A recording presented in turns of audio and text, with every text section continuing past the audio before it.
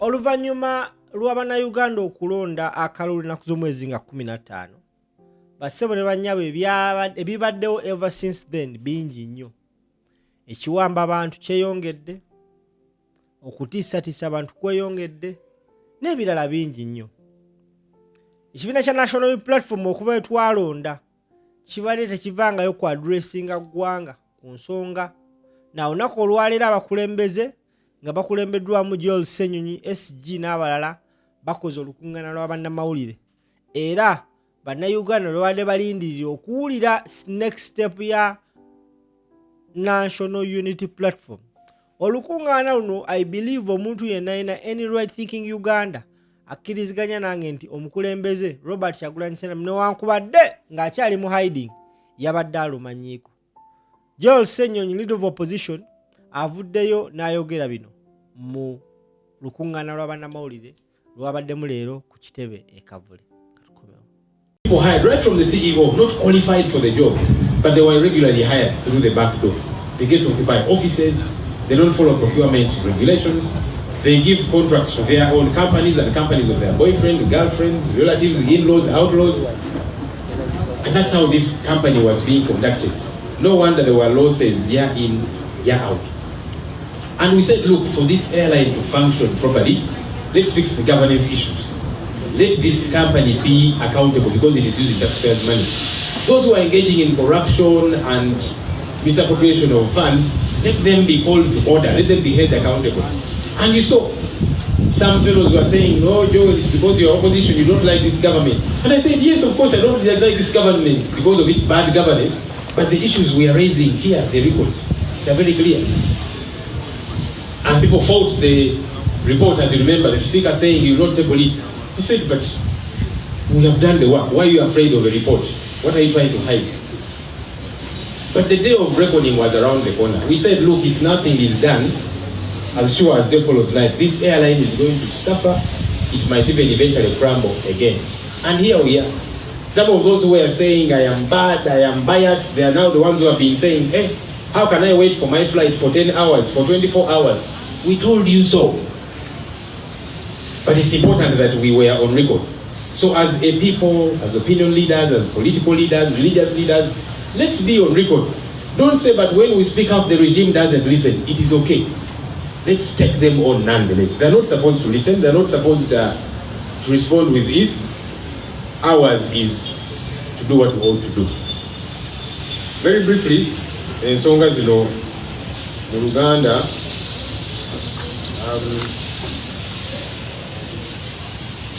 twebaza abakulembeze baffe abazze olunaku olwaleero. Abakulembeze bangi bali engulu bwa local government ez'ebitundu era tukyagoberera obululu obwo.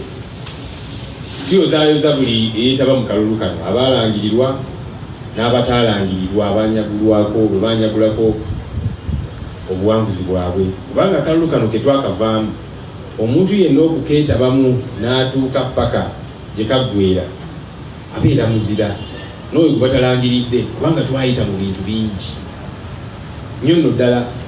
Nebyo baza Katonda ndi twabiyitamu ate tukyaliwo, ate nga tukyalemeddeko.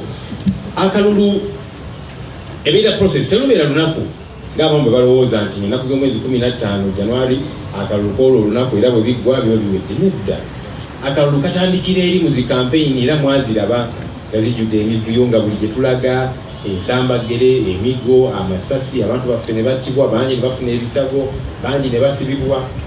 Ako konna kalulu. Paka lwe twalonda, olunaku lw'okulonda mwabiraba amashini tezikola, saa 6 abantu bannatandika kulonda ne beetamu, abamu ne baddayo n'ewaka. Eventually ne bapaatiikamu obululu, batiikingiramu M7 ne bakuteekamu. Tugenze ku Zitali Center mwabiraba, wa NRM walina obululu 20 ne bongerako ennukuta 5 afuna obululu 5 mwabiraba byonna. Akalulu kaffe bwe kati bwe kaali. Amagye okwetaba mu kalulu kaffe ng'eggwanga nga bwe twabiraba kikontana n'amateeka. Amateeka tegakikkiriza. Naye mwabalaba nga bali ku mikolo, abanene mu magye, senior army officers, n'akwata akazindaalo n'asabira Mwai Museveni akalulu. kati omuntu oyo omusuubira otya obutakola ekisoboka kyonna okulaba nti Mwami Museveni bamulangirira oba kukabba oba kukuba abantu baffe ba agents baffe okubawamba okubajja ku police station n'ebirala okulaba nti owa NRM alangirirwa naye nga amateeka gakirambika bulungi. Waliwo abagamba nti of course twetaaga reforms. Yes, ng'eggwanga lyaffe tulina ebintu bingi bye tulina okulongoosa, amateeka, enfuga yaffe n'ebirala, naye waliwo ebintu ebimu ng'olwedde ne mu mateeka mu ebiri. Kati amateeka tegakkiriza amagye kuyitaba mu byabufuzi byabukulembeze ebya party politics, naye bakikola obumenyi bw'amateeka. Mwami Museveni yagenda neyeewa ebitundu 7 ku buli 100 mu kalulu kano, naye nga buli omu yabiraba. Polling stations zikunukiriza okuwera ng'ebinambu ye yafuna 10%. Abalonzi baawo bonna tewali yafa mu bbanga lino lyonna myaka gino, tewali yayosa, bonna bajja ne balonda ate bonna balonda ye. Waliwo ne polling stations endala nga ye yasukkamu ne mu 10%, kubanga obululu bwe yafuna bwe bamuwa nga businga n'abalonzi abali mu register ya polling station eyo. Kati bakitegeeza yasukka ne mu 10%. Kati ekyo kijja kitya? Omuneyi wa 71% n'ajaganya mbu nawangudde. Kweli omanyi, era twabiraba n'ababaka aba NRM bangi nga bababbira, bangi nga babongerako zifiga, bangi nga babongereramu obululu wali. Twali kuzitali senta nga lutalo oluli wali. Omuntu wafaze alina DR form yawangudde nga namba 2 wa NRM tafunye na bintu kimu kyakubiri owaffe kyafunye, naye ng'obala abalemerako balina okulangirira owaabwe, naye bali eyo nti affe twawangula akalulu. Omar Bashir yali president wa Sudan mu 2015 yeewa ebitundu 9.5 ku buli 100, 94.5% nga bali mu kalulu. Era n'abantu abalonda baali batono nga bwe kyabadde ewaffe, kubanga abantu baba batiisatiisa babalaga nti newe munaalonda mutya betujja kulangirira bye twagala, naye wa 94.5%. Naye wayita emyezi mbale abantu bennyini bye yali agamba nti bamwagala nnyo bamuwadde 94.5% be bamusiguukulula ne bamugoba. Kakati tuli Mwami Museveni ne banne batunuulira ebintu bino, ojja kwewa 71%, naye abantu abajaganya bo baliwa? Lwaki abantu bali mu kiyongobero? Abantu abo bennyini olina okubeegesereza, kubanga si be baakulonda, wabeepaatiiseeko. So ffe kye tulina okukola kunywera, kulemerako. Eno gavumenti ekimanyi nti eri mu kaseera kayo ak'enkomerero. Tugula bakola emivuyo egya buli kika. Tunuulire ekyabadde Masaka City, kandi tetuwaffe n'awangula bulungi. Bali ne bagenda mu kooti, omulamuzi naawe ensala ye n'agamba nti kale tugenda kukola recount, naye bwe tusanga akabokisi ne bwe kabakamu nga kalina obuzibu bikomaawo. Bagenzeeyo basanze obubokisi si kamu, si bubiri, si buna, si butaano, si mukaaga, nga bungi obuliko emivuyo. Omusiru nga zaakutulibwa, obulala nga bukalu. Abantu balonda polling stations ezo, results ne zivaayo DR form weziri, naye box ezo nga zo nkalu. Ne weebuuza buno obululu baabutaddewa, DR form zino baazitaddewa. Box endala ne basanga nga obululu obulimu bwawa NRM yekka. Naye omulamuzi ono n'agenda maaso nti newankubadde bino bisanze njagenda maaso paka tukole bikawunti, ate nga ye akawa ensala nti bwe tutasanga akabokisi ne bwe kabakamu tetujja kgenda maaso. Ekitongole ekiramuzi simanyi lwaki kisirifu ku nsonga zino, kyo tekiswala. Yesu omulamuzi alina okuba nga yeetengeredde okuwa ensala ye, naye waliwo byolaba nti nedda kino nedda kibaswaza, mwe temuswala. Mwakafuna ne Chief Justice omupya, naye omuntu n'akola naawe ensala ye, naye ate n'akontana n'ensala ye, ne musigala nga musirise. Ebintu bino byonna bikolebwa kubanga gavumenti eno ekimanyi nti eri mu kaseera kaayo ak'olweggulo. Kyovudde olaba bafunye akatengo, bali mu panic, buli bye bakola byonna kavuyo keereere, kubanga bakimanyi nti batuuse ku kisembayo. Kyovudde olaba bakola ebintu ng'okulumba amaka ga pulezidenti waffe. Edda bagendangayo ne beetoloola amaka ne babeerayo, naye ku luno kati bayingidde munda ne bamenya ne bonoona ebintu ne bakuba ne mukyala we. Can you imagine? Kubanga bakimanyi nti bannansi tebaabalonda okukola effujjo lino lyonna lyonna. Abakulembeze baffe bali mu kuwambibwa. Lina Zedriga deputy wa Northern, Jolly Jackie Kamusha ba deputy wa Western, Jolly Mary Sebufu wakakiuka fake by'okulonda, Bright Muhumuza oyo mu kuba coordinator baffe Mwankole n'abalala bawambibwa kati weeks zigenda kuwera 3. Tebamanyiiko mayitire. Naye gavumenti egamba nti ffe twakomyawo enkola ey'amateeka rule of law. Nga mususe n'ebyo Amini byakola kubanga batera okumenenya Amini yatanga abantu n'abawamba n'akola atya. Kati mmwe kyanjawulo ki? Ng'omuntu atali no wa bulijjo mukulembeze weeks 3 family temanyiwa waali, balowe tebamanyi wakutandikira, tetumanyi oba mulamu oba ali mu mbeera ki. Kati batubuulire nti Sam Mugumya bannaffe abamu basiba bamusangayo eyo amagulu gasanyala atakyatambula. Kati mumwina njawulo ki ne Idi Amin Dada gwe muvumirira? Abagamba nti mwe mwatereza ebintu, mulaba mwami Muhoozi ebintu byawandika ku mitimbagano ebyekyana ekito naye nga musajja mukulu mukulembeze. Of course obukulembeze bwe baamuwa okudumira amagye tabugwanira, naye olwokubanga mwana wa mukulu ne bagamba tumuwe. Ng'omuzadde bwagenda mu katale n'agulira omwana we ekyokuzanyisa, n'amugulira ekimotoka, n'amugulira ekimundu oba ki eby'abaana abato. Kati ono ye baamuwa amagye malamba, era kyovudde omulaba ye akitwalanga kirabo kye kyakuzanyirako. Ebintu byawandiika ebitategeerekeka, Kyagulanyi munoonya, ngenda mutta, simanya ngenda musika biki, ebintu ebituweebuula ng'eggwanga. Bino byonna babikola kubanga bakimanyi tebalina buganzi mu bannayuganda. Abantu baffe bangi abawambiddwa ba agents, polling agents babasanga ku polling station. Bano bagamba nti bakitalo nnyo balina obuwagizi 71%, naye ogenze ba agent babanno obajje ku polling station. Bw'oba obuwagizi obulina, lwaki toleka banno buli omu n'abeerawo n'owangula bulungi obuwagizi bw'oba obulina? Naye bakimanyi tebabulina. Twagala okudimandinga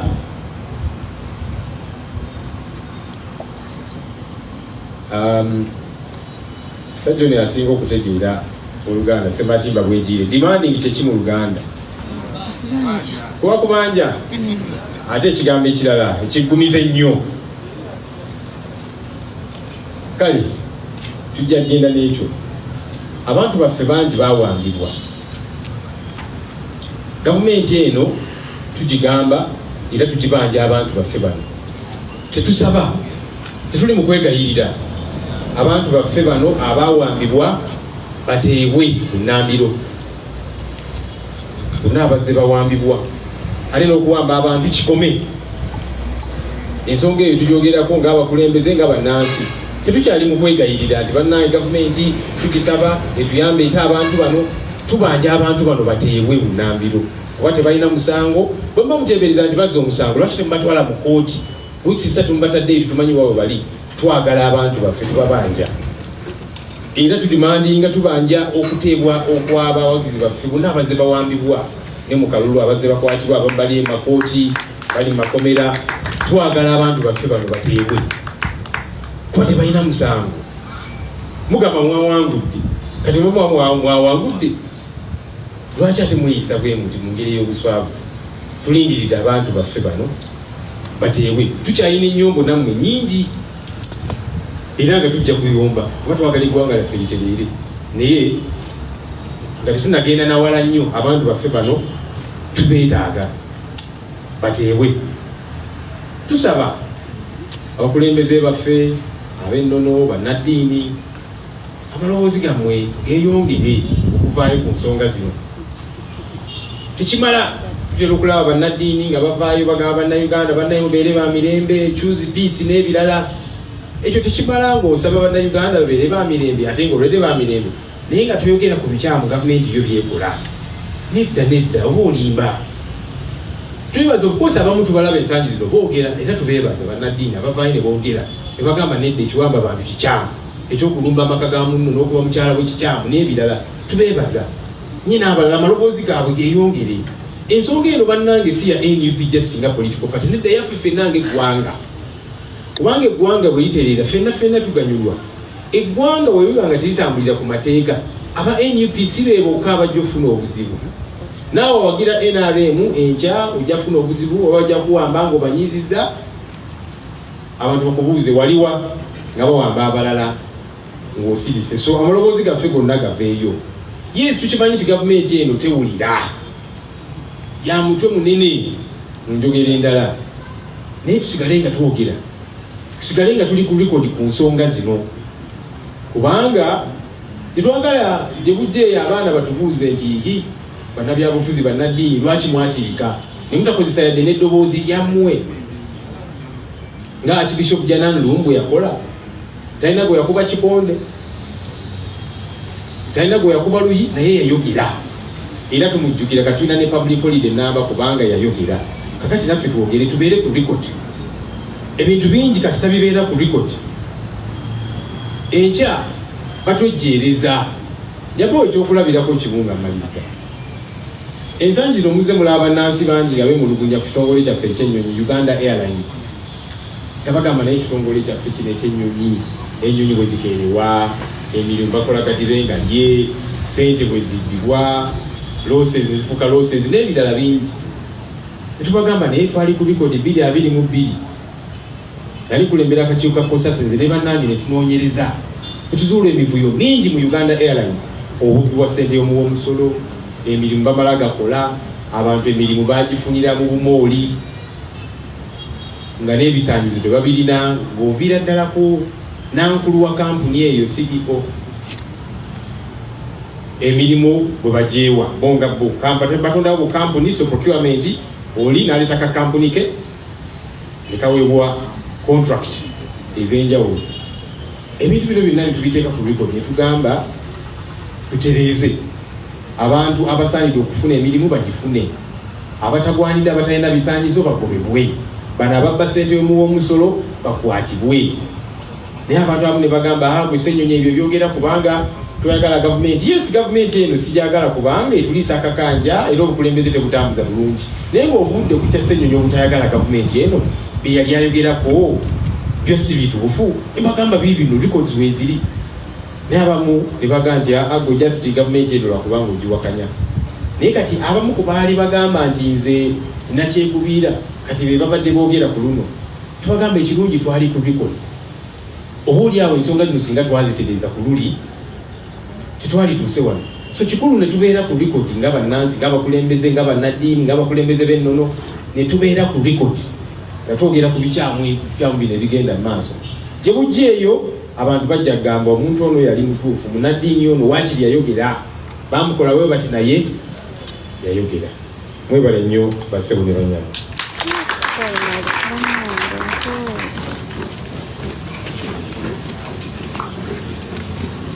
Omulungi ali ku Ow'Omukisa TV press conference bweti bwe badde olunaku olwaleero tuli kuyimba lutalo tuli obusungu nga balaze bungi agenda mu kooti kale mwenna abatulaba mwenna abali eyo omulungi ali ku Ow'Omukisa mbadde nkyakugamba nti press conference bwete bwe badde abantu baffe abasinga obungi abaabula waliwo abamu abakomyewo ne batugamba nti n'abo abasinga obungi betunoonya bali eyo mu safe houses za Muhoozi Kaine Lugaba. Batugambyeko Saamu Mugumya tuludde nga tumubanja, abantu baludde nga bamwogerako era abamu kwabo ababadde mu safe house ezo bavuddeyo ne bagamba nti Saamu Mugumya ensi yonna gwenoonya gyali mulamu era mpozi yagongobala yasanyalala amagulu. Katusabe Mukama asaasire n'abo abamulina ate babeere nga bamuta afune obujjanjabi. Wano no wensabira bannayuganda abali eyo mweyongere okubanja abantu bammwe, abantu baffe abannayuganda betutalabako mukimanye nti gye bali abasajja bo babakwese bukwesi. Yenze Swabra Kiganda Ow'Omukisa mubadde muyomba bana bannayuganda mwagala okuyomba, twagala kooti mwagala kukola ki? Kale mukole kye mwagala kitegedde mukole buli omu wadde mba okukola kyakola ki kyayagala atayagala kooti oli waddembe okugenda ewalala ekitege so si byampaka buli omu waddembe okukola kyakola kyayagala pate we yatunuddemu nga yo eraba erina kukwata ekkubo so kati naawe omuwagizi wa National Unity Platform naawe oli waddembe okukwata ekirala kyoyagala yenze Swabra Kiganda ow'omukisa